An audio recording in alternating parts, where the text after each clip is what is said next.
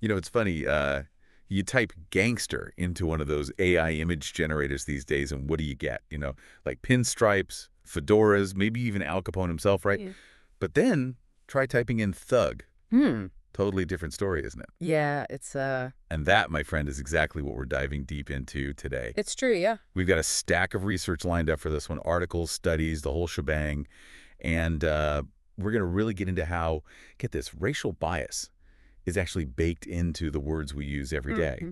And how AI is both exposing those biases and making them even worse. It's like AI is holding up this really uncomfortable mirror, right, to our whole society. And it's forcing us to really confront these uncomfortable truths Yeah. about the language we use, about the biases we don't even realize we're carrying around. Yeah, it's kind of like, have you seen those AI-generated images going around from Canva, I think it was? Yeah, yeah. One prompt, 2 words, thug and gangster. Right. And the results are, well, they're more than a little messed up. They are, yeah. It's a simple experiment, but it's really powerful. Yeah. Because you see those images and just one look, right? It's all it takes. You see that stark contrast. For thug, the AI generates a person of color, but for gangster, it's a white guy, usually in a suit. And it just shows you right there in plain sight that even these algorithms, which are supposed to be neutral, they're not. They're learning all these biases from us, from our culture, from all the data we feed them. It's kind of terrifying when you think about it. It's like it's everywhere, this bias. Yeah. But this goes way deeper than just Canva or any one AI, right? Absolutely. To really understand what's going on here, we got to unpack the words themselves. Let's start with thug. Can you give us some of the historical context for this word? Where does it come from? Yeah, so thug actually, it originates from the Hindi word thag, and it basically means like a swindler, a cheat, a deceiver, that kind of thing. Mm. And during the British colonial period in India, they used that word thug to label certain indigenous criminal groups, particularly this one group, the Thuggee cult. Right. But, and this is important, the British, they often really exaggerated and sensationalized the activities of these groups, to justify their own colonial rule, their own oppression. They created this whole image of the thug as this inherently violent and deceitful figure, and that really played into these broader colonial stereotypes about the native population. So they basically took a word, twisted it, and used it as a tool of oppression. Basically, yeah. That's awful. But how did we go from that to thug being this racially charged word that it is today? Yeah, and that's where things get really unsettling over time, especially in the U.S. Thug became racialized, Right. and it's often used now as almost like a dog whistle. Right. It's a coded way to label Black and brown people as inherently criminal, as violent. Right. And it just perpetuates these really harmful stereotypes, reinforces systemic racism.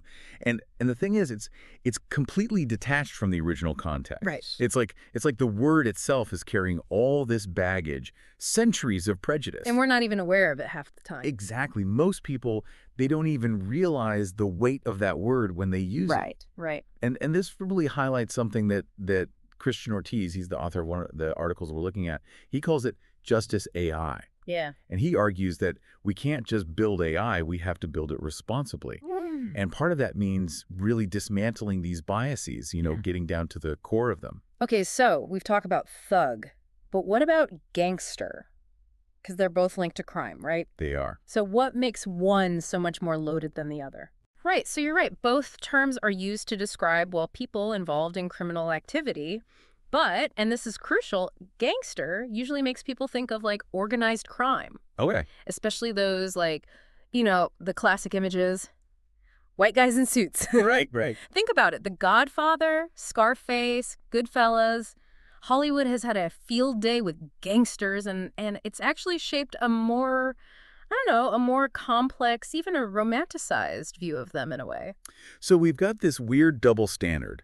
One word gets demonized, the other gets a movie deal. It's true. What does that say about how we see different groups? It says a lot about the power of narratives because, gangster still has negative stuff attached to it, but it's not usually about race in the same way as thug. Gangster, Might even have some positive stuff mixed in, like, I don't know, like loyalty or ambition, even this kind of rebellious, like anti-establishment thing. Right, right. Thug, on the other hand, it's almost always just straight up derogatory, dehumanizing, no nuance to it at all. Wow. And this difference, even though it's just in how we talk about these things, it has real consequences out in the world. It's like we've internalized these biases so much that they're not just in our language, they're in our stories, our entertainment. Right. And now, like we're seeing, they're in our algorithms. Exactly. And that's why it's so important that we understand this, that we talk about it, because we need to recognize these biases and actually work to dismantle them. Bring our tech. Yeah, but also within ourselves. It's almost like, is there even any hope here? Can we actually fix this in the AI space, or are we just going to be stuck with these, like, harmful patterns forever? It's a big question, right? Yeah. And the good news is, I think there is hope. Okay. There are people out there working on solutions like this Christian Ortiz guy we've been talking about, his whole justice AI concept. It's really interesting stuff. Okay, so color me intrigued. How does justice AI actually work? Well, it's based on a few key principles. The first one, and probably the most important, is inclusive data. Well, It's not enough to just have a ton of data, like a massive data set. It has to actually represent everybody. right. Think about it this way. If you only train an AI on information that already has all these biases built in, guess what? It's going to be biased. Exactly. You're going to get those same biases right back out. So how do we get more voices in there, more perspectives, especially from people who have been historically marginalized and ignored, right? Right. It's like teaching a kid something. Yeah. If you only give them biased information, how can you expect them to grow up with a fair and balanced view of the world? That's a great analogy. It's the same idea here. And that actually leads into the second principle, which is bias detection. Okay. So imagine this. AI watchdogs, right?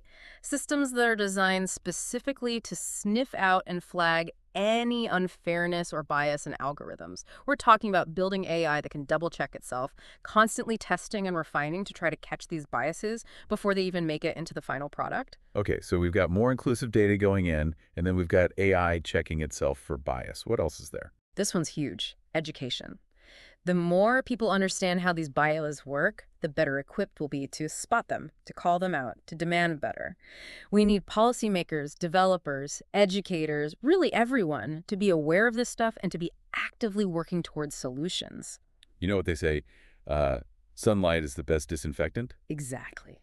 The more we know, the more transparent all this is, the better chance we have of actually using this technology responsibly. Absolutely. And that's kind of a perfect segue, because at the end of the day, this isn't just an AI problem, is it? Not at all. This is a human problem. Yeah. AI is just a mirror. It's reflecting back the biases that we already have as a society in our language, our culture, our stories. So where do we even start? Like, if we want to be part of the solution, not the problem, what can we do? It all starts with awareness. Just start paying attention. Pay attention to the language you use every day, the media you consume, even the jokes you find funny. And ask yourself whose stories are being told, and more importantly, whose voices are being silenced. So much of this is about just being aware, right? But how do we take that awareness and actually, like, do something with it? What can our listeners do? People at home who are hopefully just as fired up about all this as we are, what can they do to actually make a difference? Well, it comes down to being mindful, being a critical thinker. Like next time you hear that word thug, or honestly, any word that's used to label a whole group of people, Right. take a second, think about it. Where'd that word come from? Who benefits from it being used that way? Is it propping up some harmful stereotype? It's like that saying, the limits of my language are the limits of my world. Exactly. If we're stuck using language that's built on prejudice, it's going to be that much harder to break free from it. Oh, no, 100%. And don't be afraid to challenge those biases when you see them. Yeah. Whether it's, just in conversation with somebody, or you read it in an article, or even if it's like, we were talking about AI-generated images. Right. Call it out. Yeah. Speak truth to algorithms. I love that. Okay, so to bring this all back around, what's the one thing you really want our listeners to walk away with today? What's the big takeaway? I think the biggest thing is just remembering that this isn't an AI problem, it's a human problem. Right. AI is just holding up a mirror, showing us our own biases, but we have the power to change those biases. We can understand how language works. We can question the stories we've been told. And when we do that, we can all fight back against bias, whether it's, hidden inside an algorithm or just woven into our everyday lives. That's what makes these deep dives so important. I agree. We start with something as simple as a word, and then boom, we're all the way down this rabbit hole of history and culture and technology. And what we find is it's all connected. It really is. And it all comes back to this. Words have power. They do. They shape how we think, what we believe, even how we see the world. It's crazy. We didn't even have time to get into how AI could actually be used to, rewrite how we think about criminal justice. Imagine a world where instead of being based on, biased human judgment, sentencing was decided by an AI that was programmed for fairness. Wow, yeah. That's something to think about, right? Definitely. That's going to do it for us this week. Until next time, keep those questions coming, keep learning, and keep diving deep.